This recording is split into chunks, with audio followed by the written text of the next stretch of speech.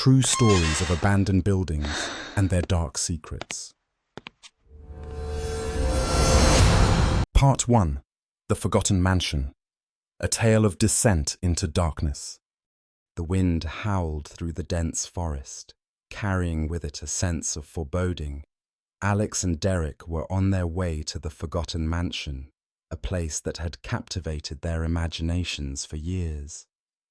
Hidden deep in the woods, this mansion was a relic of another time, abandoned by the people who had once lived there, their fate shrouded in mystery. It was rumoured to be haunted, cursed even, but that only added to its allure for Alex, who had always been drawn to abandoned places. Derek, ever the skeptic, dismissed the ghost stories, but he was still excited to see the mansion for himself. The road leading to the mansion had long been overtaken by nature. The grass grew high and wild, and the trees seemed to stretch their branches toward the sky as though they were reaching for something far beyond their reach. As they drove further into the forest, the silence around them deepened, broken only by the sound of their tires crunching over the gravel road. It was an eerie kind of silence, the kind that made you feel as though you were trespassing into a forgotten world, a world that wanted to remain untouched, lost in time. When they finally arrived, the mansion loomed before them like a ghostly silhouette against the darkening sky. The house was massive, its once grand facade now crumbling and weathered. The ivy had taken over, crawling up the sides of the building, intertwining with the rotting wood and stone. The windows were shattered, and the iron gate at the entrance hung loosely on its hinges, creaking in the wind. Despite the decay, the mansion still held an air of faded grandeur, as though it had once been a place of opulence and elegance. They stood there for a moment, taking in the sight before them. The mansion seemed to breathe, as if alive in some twisted, ancient way.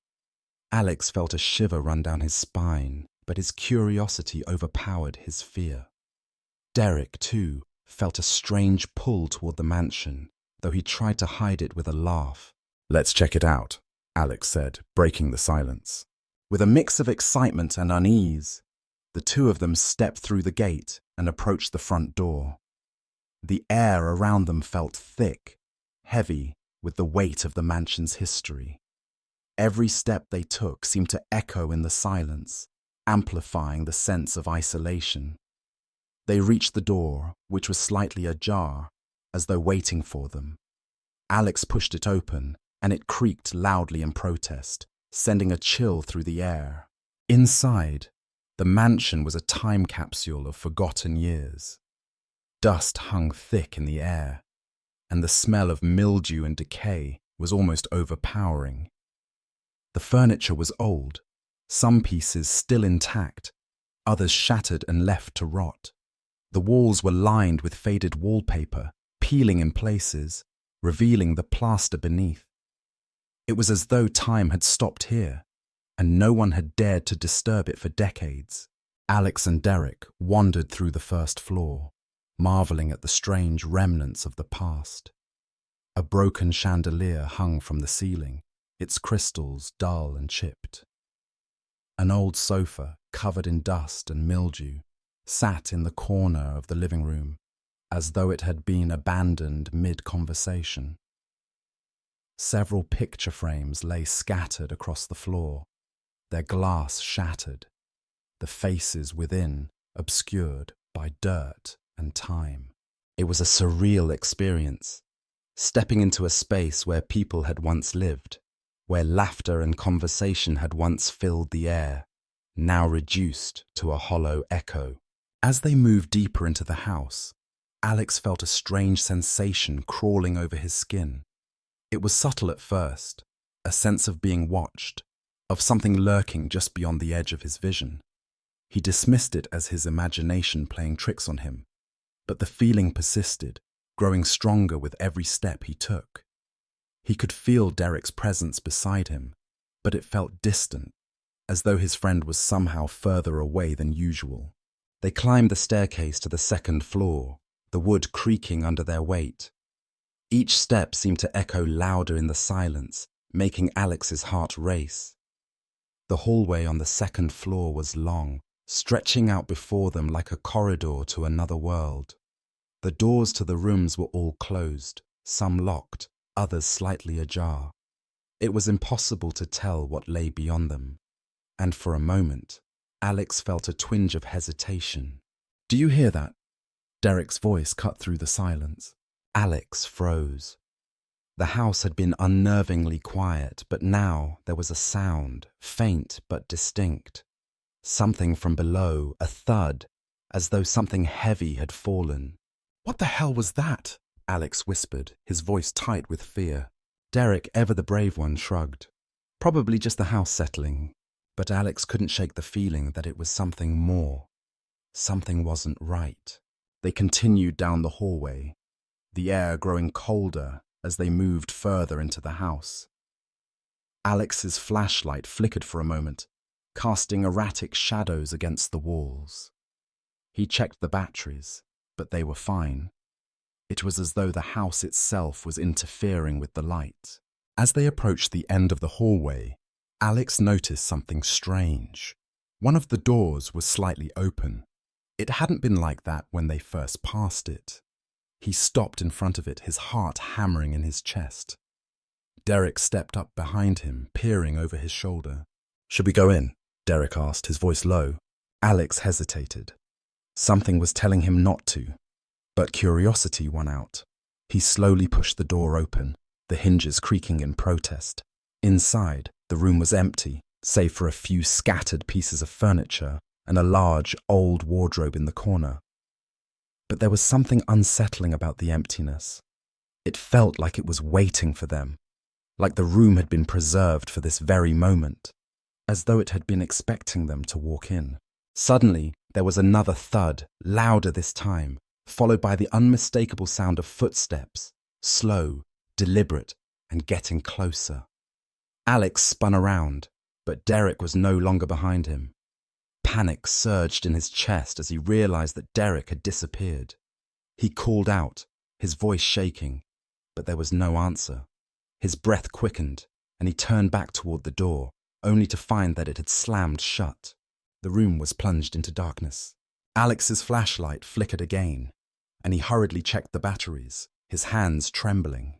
The beam of light cut through the thick darkness, but the shadows seemed to shift, moving unnaturally around the room. The footsteps were closer now, and the air was thick with a sense of malevolent presence.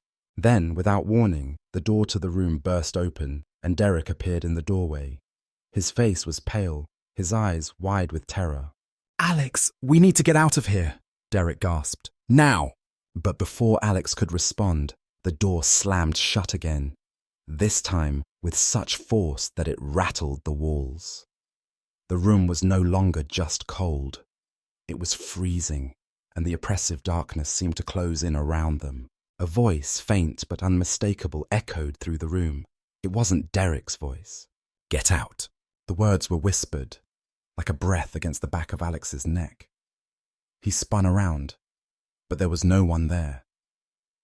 The footsteps resumed, now behind him, louder, faster. He turned again, but this time, Derek was nowhere to be found. Panic set in as the walls seemed to close in on him, the air thick with dread. Then, the door flew open once more, but this time, it wasn't Derek standing there. A figure emerged from the darkness, tall, shadowy, and indistinct. It had no face, only a darkness so deep it swallowed the light. Alex froze, unable to move, his heart pounding in his chest.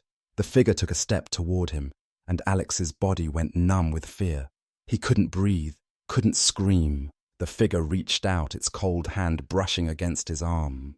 And then, just as suddenly as it had appeared, the figure was gone, vanishing into the darkness.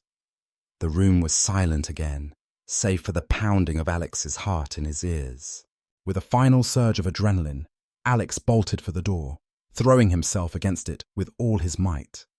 It gave way with a loud crash, and he stumbled into the hallway, gasping for air. His legs felt weak and his mind was spinning. He turned to call for Derek, but there was no sign of him. In that moment, Alex knew that the mansion had claimed something, someone, inside its walls, and he had narrowly escaped with his life. As he ran through the dark woods, the mansion behind him seemed to watch, its windows glowing faintly in the moonlight. He didn't look back. Whatever dark secrets it held were better left buried.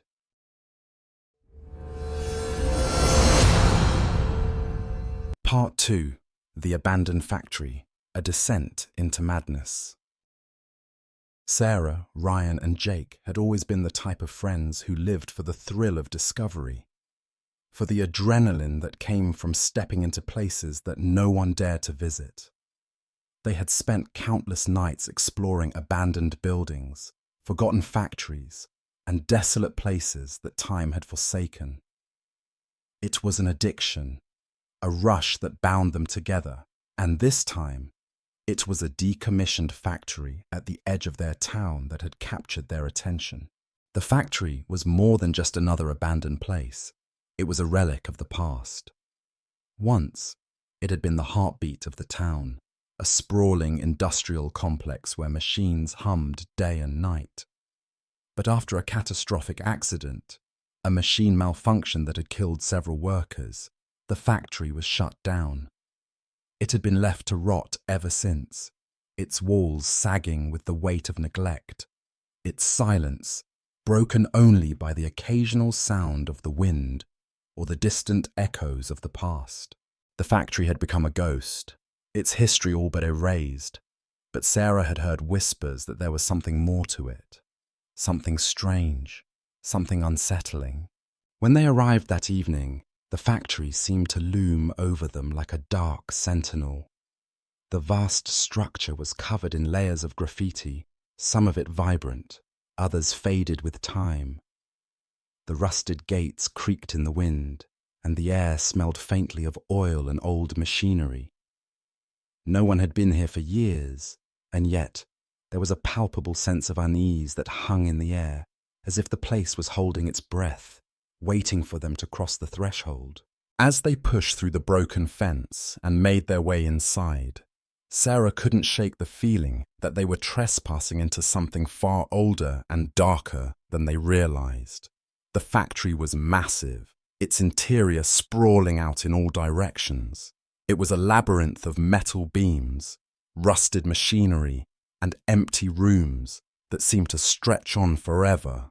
The dim light from their flashlights barely cut through the darkness, casting long, menacing shadows that seemed to move and shift with their every step. They wandered deeper into the factory, exploring the various rooms, each one a strange and eerie reminder of the place's past life. Machines lay scattered around, some still half intact, others nothing more than twisted piles of metal. The air was thick with dust, and the silence was oppressive, broken only by the distant sound of water dripping somewhere far off. As they made their way through the narrow corridors, Sarah's nerves began to fray. Every creak of the building, every gust of wind through the broken windows made her jump. There was something wrong about this place, something that gnawed at her insides and refused to let go. "Do you guys feel that?" Sarah asked, her voice barely above a whisper. Ryan and Jake, both of whom were usually the brave ones, exchanged uneasy glances. "What do you mean?" Ryan asked, his tone cautious. "It's like, I don't know, it's like the factory is watching us, waiting for something." Jake chuckled, trying to ease the tension. "It's just an old building, Sarah, probably just your imagination." But even Jake couldn't deny the oppressive feeling that hung in the air. The factory felt like a place that didn't want them there, a place that had been abandoned for a reason. The more they explored, the more the feeling of being watched grew. And it wasn't just the building that unsettled Sarah. It was the sense that they weren't alone. They came to a long hallway, its walls lined with rusted pipes that twisted and turned like veins in the body of the factory. At the end of the hallway, a metal door stood ajar, its edges scarred and bent as though it had been forced open. Without a word, they approached it, each step heavier than the last. As they passed through the door, the temperature seemed to drop. A chill ran down Sarah's spine, and she felt a sense of foreboding she couldn't shake. The room beyond was unlike anything they had seen so far. It was massive, the floor littered with old factory equipment and shattered glass. But it wasn't the debris that caught Sarah's attention. It was the feeling of dread that filled the room. The walls seemed to pulse, and the shadows in the corners moved unnaturally, as though something was lurking just out of sight. Suddenly, Sarah heard a noise, a faint scraping sound, like metal against metal, coming from deeper within the room. Her heart skipped a beat, and she spun around, expecting to see one of her friends behind her. But no one was there. She called out to Ryan and Jake, but the only response was the eerie echo of her own voice. "Guys?" she called again, her voice shaky. No answer. She backed away from the center of the room, her flashlight scanning the space, but everything remained still. She could feel her pulse quicken, her breath coming faster now. Something was wrong, terribly wrong. Before she could call out again, the door slammed shut behind her with a deafening bang. Sarah's heart leapt into her throat as she whirled around to face it. The metal door, which had once been ajar, was now locked, the handle twisted and unyielding. Panic surged through her as she rattled the door, but it didn't budge. She was trapped. Her breath came in short gasps, and she could feel her hands tremble. She was no longer alone in the room. The air was thick with an unnatural presence, and the shadows seemed to grow darker with every passing second. She turned back to the room, her flashlight trembling in her hand. And then she saw it. At the far end of the room, a figure stood motionless. It was tall and gaunt, its features obscured by the shadows. It didn't move, didn't speak, but its presence was suffocating. Sarah's breath caught in her throat, and for a moment she couldn't move. She couldn't even think.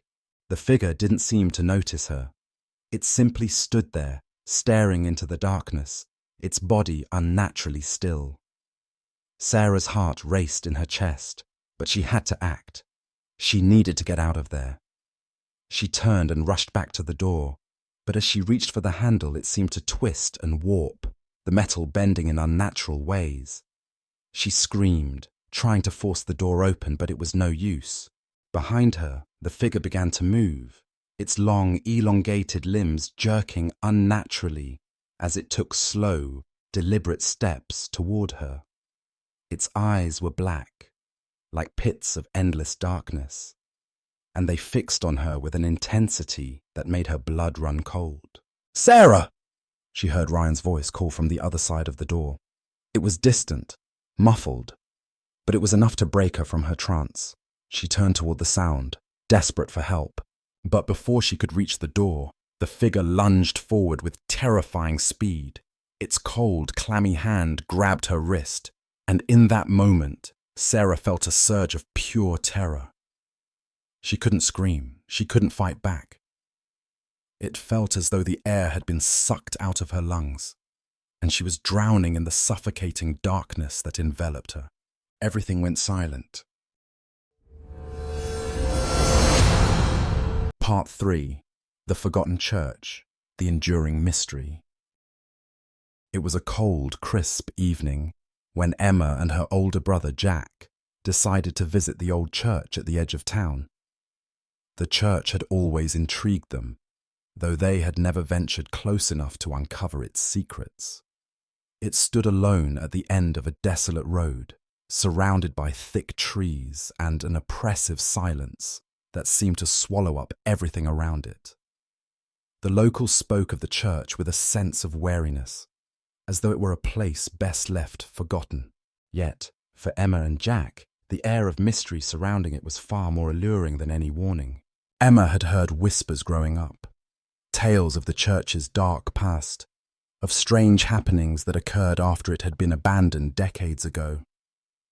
Some said it was built over an ancient burial ground, Others spoke of an incident that occurred one stormy night when the priest and several townsfolk vanished without a trace. Despite the stories, the church remained a symbol of the town's history, a piece of its past that no one dared to touch. But the allure of the unknown tugged at Emma's curiosity, and Jack, always eager for an adventure, had agreed without hesitation. The road to the church was winding and overgrown, barely visible under the weight of years of neglect. The pavement had cracked in places, and vines had crept over the remnants of the once neatly manicured landscape. As they walked toward the church, the feeling of isolation was palpable. The air was heavy with the scent of damp earth and decaying leaves, and even the sounds of the woods seemed to fade as they neared the church. Standing in front of it, Emma felt a strange mixture of awe and unease. The church was a Gothic structure, with pointed arches and a tall, slender spire that seemed to reach for the heavens. The stone facade was cracked and weathered, and the stained glass windows were darkened by grime and age, making the church appear even more foreboding. The wrought iron gate that once surrounded the courtyard now stood open, creaking on its hinges as though inviting them to enter. "It feels wrong," Emma whispered, her voice barely audible, as if the very air around them was thick with some unseen presence. Jack nodded, but didn't speak. Instead, he walked forward, his steps slow and deliberate, as though the church itself was testing his resolve. Emma followed reluctantly, her heart pounding in her chest, as the door to the church loomed before them. She could feel her pulse quicken, the hairs on the back of her neck rising as they pushed the heavy door open. It creaked loudly, a long, mournful sound that seemed to echo for miles, adding to the sense of foreboding that enveloped them. Inside, the church was a shadow of its former self. The pews, once neatly arranged in rows, were now in disarray, some broken, others covered in dust and dirt. The once vibrant altar was now a dark, forgotten space, surrounded by old relics that had been left to rot. The air inside was thick, stagnant, as though the church itself had been holding its breath for years. The stained glass windows, though beautiful in their decay, were covered in layers of grime that prevented any light from coming through, casting the space into near total darkness. As Emma stepped further inside, she could feel a strange chill in the air, like the temperature had dropped several degrees. Her breath misted in the cold, and her footsteps echoed off the stone floor, the sound unnervingly loud in the silence of the church. Jack, a few steps ahead, had already moved toward the altar, inspecting the area with the curiosity of someone used to exploring strange places. But Emma couldn't shake the feeling that they weren't alone. "Jack, I think we should go," she said, her voice shaky. "This place, it feels wrong, like it's watching us." Jack turned back, a slight smirk on his face. "You're just spooked, Emma. It's just an old church."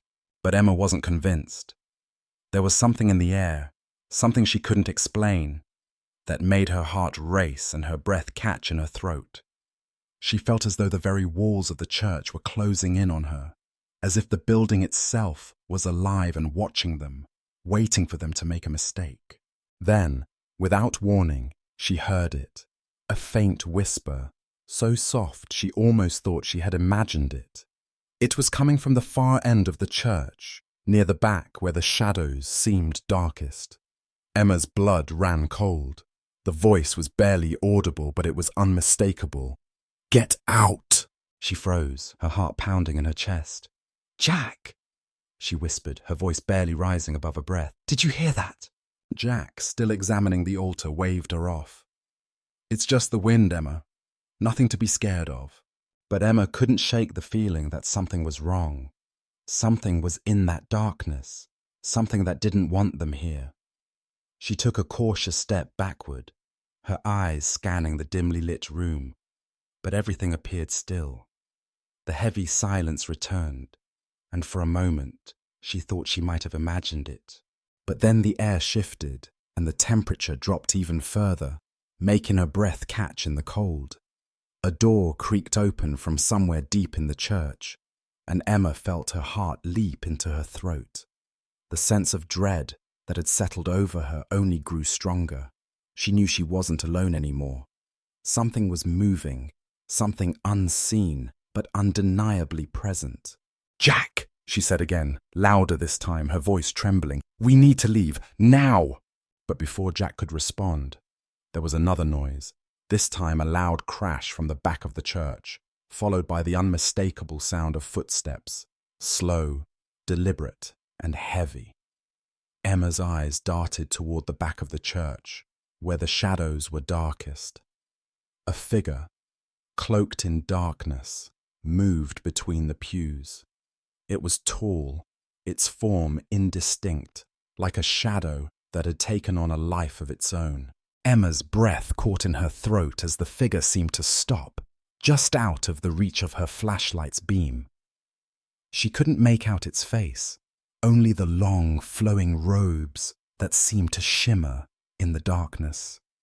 Then it moved again, gliding silently across the room, heading towards the altar where Jack stood, oblivious to the danger. "Jack, turn around!" Emma screamed, but Jack didn't hear her. He was too far away, too focused on the strange symbols that adorned the altar. The figure was getting closer, and Emma's heart raced as she took a step toward him, the floor beneath her creaking with each movement. "Jack!" Emma shouted again, but this time her voice faltered as the figure turned, its face hidden in the folds of its cloak. It was close now. Too close. Emma's instincts kicked in and she rushed toward Jack, grabbing his arm and pulling him away from the altar. "What the hell is wrong with you, Emma?" Jack snapped, pulling back. "There's nothing here. Just calm down." But Emma didn't listen. She could feel the figure's gaze on her, could feel the dark presence pressing in from all sides. The door to the church slammed shut behind them with a deafening crash, and the figure moved forward, its form growing more distinct, the shadows around it swirling and shifting as though alive. Suddenly, the air became thick with whispers. They echoed through the church, a cacophony of voices, some pleading, others angry. The figure took another step toward them, its presence growing stronger, more suffocating. Emma felt the ground tremble beneath her feet as the church seemed to come alive, the walls groaning, the stained glass windows shuddering as if trying to break free from their centuries-old constraints. "Get out!" the figure hissed, its voice cold and rasping, like nails scraping across stone. Emma's pulse thundered in her ears as she grabbed Jack's arm, pulling him toward the door. But it was too late. The doors were sealed shut, and they couldn't escape. The shadows had swallowed the church whole, and the figure was now standing before them, its form towering over them both. Jack was frozen in place, his eyes wide with terror, while Emma, her heart racing, felt her own body start to numb. The figure loomed before them, its eyes glowing faintly in the dark, a chilling reminder that some places were best left forgotten, that some mysteries should remain unsolved. In that moment, Emma realized the truth. The church was alive, and it would not let them leave, not until it had claimed them as it had claimed so many others before them. With the figure's cold, unyielding gaze fixed on them, Emma and Jack could only wait as the church closed in, its secrets waiting to be revealed and never forgotten.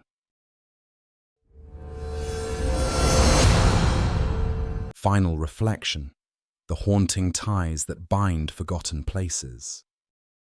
When we look back at Alex, Sarah, and Emma, the three souls drawn into the silence of decaying walls and time-worn shadows, we don't just see a group of young people exploring abandoned places. We see echoes of ourselves, curiosity, bravery, and the thirst for understanding what lies beyond the familiar, our timeless human instincts. But within the stories they lived, within the mansion, the factory, and the forgotten church, there exists a chilling reminder that some places are abandoned not by accident, but by necessity. Alex's descent into the haunted mansion began as a solitary exploration, driven by fascination and a need to uncover a forgotten part of his town's past. The old house, wrapped in layers of vines and secrecy, didn't just harbour dust and decay, it harboured memory. It harboured presence. When the door locked behind him and whispers filled the air, Alex learned something few ever do and live to tell the tale. There are places that remember being abandoned, and sometimes they want company. But it wasn't just the terror of being trapped that haunted Alex. It was the realization, days after his escape, that no answers would ever come. That the police arriving at the house hadn't been for him. That Derek, his best friend, had vanished inside a place that no longer played by the rules of time or logic. The mansion hadn't just been a structure, it had been a threshold, a thin veil between this world and something older, colder, more watchful. Sarah's story was different, but no less harrowing. She and her friends, Ryan and Jake, were thrill seekers. They thought they knew fear, but the factory taught them otherwise. The abandoned industrial complex, once alive with clanging metal and steam, had transformed into a machine of dread. The long, empty corridors twisted like veins, pumping silence and unease through rusted walls. The ghost of the factory wasn't a man in chains, but something far more terrifying. A presence, a madness, something waiting to wake. When Sarah became separated from her friends, she faced a moment of vulnerability that cracked her open. Locked inside a room that seemed to bend reality, she came face to face with a figure that defied understanding, a shape that wasn't alive, yet moved with intent. The experience marked her, not just in memory, but in spirit. It was as if the factory had taken something from her, something invisible but vital. And though she left the building physically intact, a part of her remained in that darkened corridor, locked away with the echoes of forgotten screams. And then there's Emma, whose journey into the decaying church brought her face to face with a legend long whispered in the shadows. Unlike the others, Emma didn't go in seeking a thrill. She went in chasing history, a desire to understand the law that had shaped her town's outskirts. But the church, with its warped pews and eerie silence, was not a museum of forgotten faith. It was a living entity, a vessel of mourning and fury and warning. Emma's experience was the most spiritually intimate. Where Alex encountered dread and Sarah faced madness, Emma walked straight into mystery. The faceless figure robed in darkness, the ancient symbols etched into the walls, the breathless whispers in the silence. These weren't just manifestations of the paranormal. They were reminders of the ancient truth buried under the surface of the everyday. That places can remember pain. That belief, when twisted or abandoned, can take on a life of its own. By the time Emma and Jack escaped the church's grasp, they knew they hadn't just walked into a haunted place. They had disturbed something that had been waiting for someone to remember, to acknowledge, to suffer. What unites all three of these stories, 3 locations, 3 journeys, 3 confrontations, is not just the setting, but the transformation. Each of these young people left a piece of themselves behind in those abandoned structures. They came out different. Not just afraid, but aware. Not just shaken, but deepened. They had crossed boundaries most people never even see. And perhaps that's the truest horror of all. Not the ghosts or the shadows, not the whispers in the dark, or the figures at the end of the hallway, but the realization that the world is not what it seems. That reality is thinner than we think, and that in certain forgotten corners, the past still breathes and waits. But what can we, as listeners and observers, take from these stories? What lessons remain after the fear subsides? First and most profoundly, respect the unknown. There's a natural human urge to explore, to uncover, to dig into places left behind. But there's a reason some things are forgotten. Not all silence is an invitation. Sometimes it's a warning. In our pursuit of answers, we must remain conscious of the energies we stir. Curiosity is powerful, but so is reverence. The world is full of thresholds. Know when not to cross them. Second, trust your instincts. Each protagonist in these stories felt, at one point or another, that something wasn't right. Their bodies told them, through chills, unease, panic. In modern life, we're often taught to suppress those instincts, to rationalize discomfort. But sometimes, the most ancient parts of us know something our conscious minds do not. Listen to that still, small voice inside. It might be trying to save you. Third, not everything needs closure. In each story, our characters sought answers about the mansion's history, the factory's whispers, the church's curse. But they never got them. And maybe that's okay. Some mysteries remain, not to be solved, but to be respected. The hunger for resolution is human. But we must be willing to accept that not all stories end with neat conclusions. Some are meant to haunt us, to humble us, to remind us of our limits. And finally, perhaps most deeply, we carry our hauntings with us. Not just ghosts, but memories, feelings, moments when the world showed us its hidden face. These encounters, though terrifying, shape us. They sharpen our awareness, stretch our understanding, and connect us to something older, deeper, and often darker than ourselves. These stories remind us that life isn't just about what we can see, but also about what lingers in the corners. So how can we apply this in our modern world? We can approach forgotten places, not just buildings, but stories, relationships, and histories, with more care. We can recognize that abandonment leaves behind a residue, a mark. Whether it's an old house on the edge of town or a part of our own past we've tried to forget, it matters how we treat what has been left behind. When we choose to explore, physically or emotionally, we must do so with gentleness and awareness. In a world full of distractions and fast answers, there's value in mystery, there's wisdom in silence, there's power in knowing when to stop and listen to the creak of the floorboard, to the wind rustling through broken glass, to the sound of your own breath in a place no one's breathed in for years. Maybe we'll never know what truly happened to Derek inside that mansion. Maybe Sarah will carry her encounter in the factory with her for the rest of her life, never quite able to explain what she saw. Maybe Emma will lie awake some nights, wondering if the church still waits for her to return. But maybe that's the point.